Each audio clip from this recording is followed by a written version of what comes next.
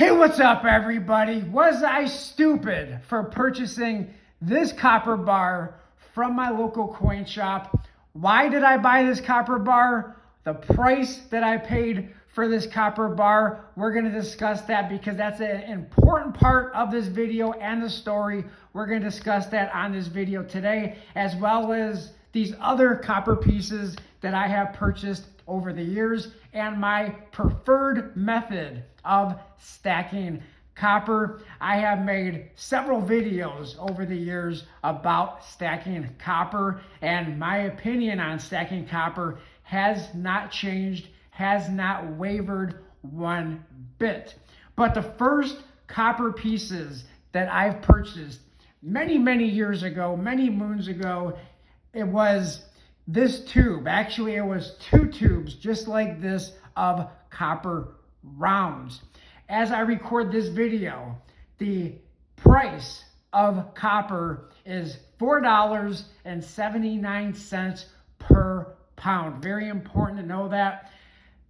That's the price of copper as I am sitting here recording this video. But these copper rounds that I purchased long time ago, it seems like, but this is copper walking Liberty rounds. That's right. It almost looks like an American Silver Eagle, but this is a walking Liberty copper round.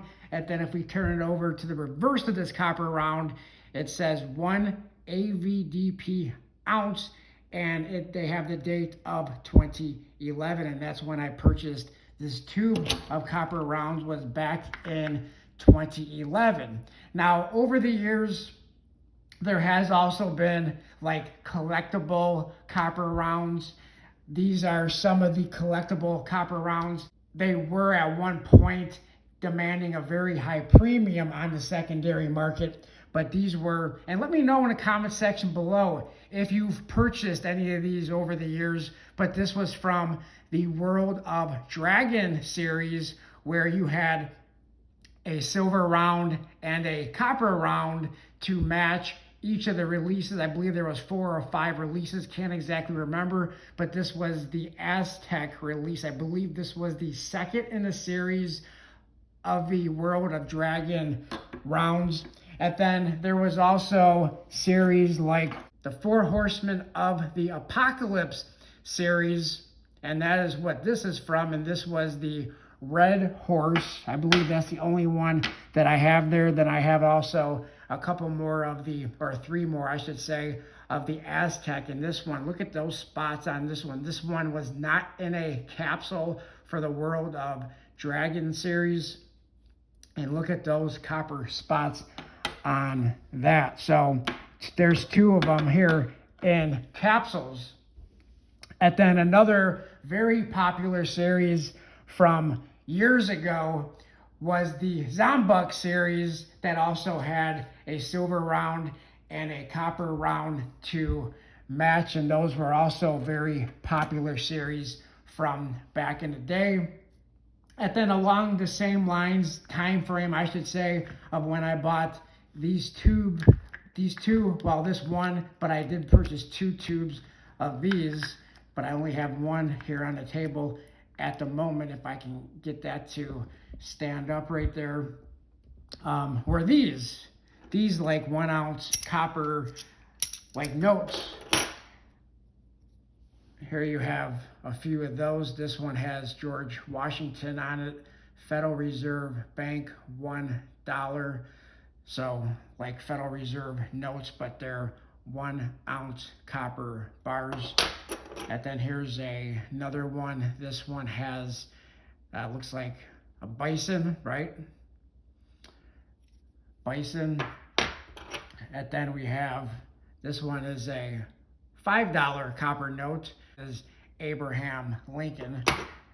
And this one, and there you have that. So several 1 ounce copper bars of copies of like notes. There you go. And then this is the bar that I purchased from my local coin shop, and this is the first ever 1 pound copper bar that I have ever purchased. Now, in the past, I said, in my opinion, it is not worth it most of the time. Now, do whatever you wish. If you like to buy 1 ounce copper rounds for $1 or $2 a piece, keep in mind that as I'm recording this video, once again, the price of copper is $4.79 per the pound, not per ounce, per pound. And this copper bar, this was several months ago, but I purchased this copper bar at my local coin shop. And like I said, I've never had a 1 pound copper bar. And I always wanted to pick up a copper bar, but I never really wanted to spend the premium on it. So I asked them. At the time, copper was almost sort of where it is today, near $5 per pound. And I said, how much for this copper bar? And they sold this to me for under melt, less than $4 a pound. It was like about $3.50. So that's the reason why I purchased this, because there was no premium. It was under melt price. So that's why I said, you know what? I always wanted to have a heavy piece of copper, a heavy copper bar, bullion bar. So that's why I purchased that. No premium, under melt. So that's the way that if I'm going to buy copper outside of buying cool rounds, because every now and then, if I see a round that I think is cool, even though I know it has a pretty high premium on them, $1 or maybe $2 per round, sometimes I will pick them up, but not usually. Not my preferred method for stacking copper. Maybe a little bit of collecting here and there, but to know that most of the time you will not get your money back when you talk about stacking copper, unless, like I said, unless there's something that's like high in demand from a certain series. And even then, there may only be a short time window where you would be able to get your money back, or even maybe make a couple of bucks off of copper rounds. So this was the copper bar, though, that I did purchase several months ago from my local coin shop. Have you ever purchased a copper bar, a 1 pound copper bar? And if you did you pick it up for less than melt price? Let me know that in the comment section below. But now I am going to clear all of this out of the way, and I'm going to tell you my preferred method for stacking copper. And it is not buying these copper bars, even though I did purchase this and wanted to have one and got it for under melt. I thought it was a pretty decent deal. However, this is the way that I prefer to stack my copper, and that is pre-1982 Lincoln cents. That's right. This is the way that I prefer to stack copper. And this, even though I said that this is a heavy piece of copper, this bag, this canvas bag that I have been hoarding for many, many years, this is approximately, I haven't weighed it in a while, but this is approximately 30 pounds of copper Lincoln cents. Do you hoard? Do you stack pre-1982? Now, there are 1982s that are mostly zinc, and there are 1982s that are 95% copper. I don't bother with the 1982s because I don't want to just take the time. You can weigh them and you can figure out which 82 is copper, 95% copper, and which Lincoln cents from 82 are mostly zinc. I prefer just to stick with 1981 copper Lincoln cents and before. And of course, we all love the Wheaties, Lincoln cents, the Wheaties. And I do have a much smaller bag of Wheaties that I don't have right now on this table. But do you bother with hoarding, stacking copper Lincoln cents for face value, going to the bank buying boxes of Lincoln cents and sorting through all the copper ones, pulling out the coppers and bringing the zincs back to the bank. That's how I got most of these, is going to the bank and grabbing boxes of cents, boxes of pennies.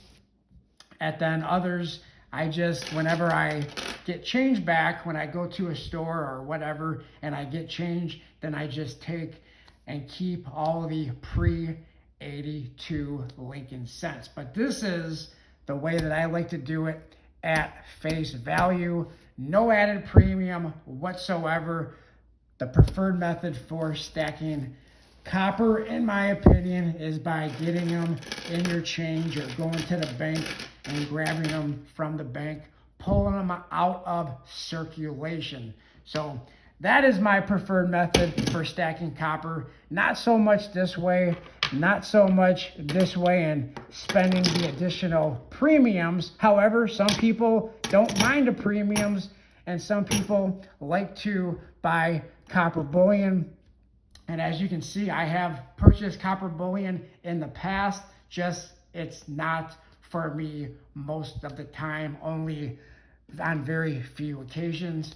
I thank everybody for taking time out of your day to watch this video. If you enjoyed the video, found this video informative, please consider hitting that thumbs up button on the video.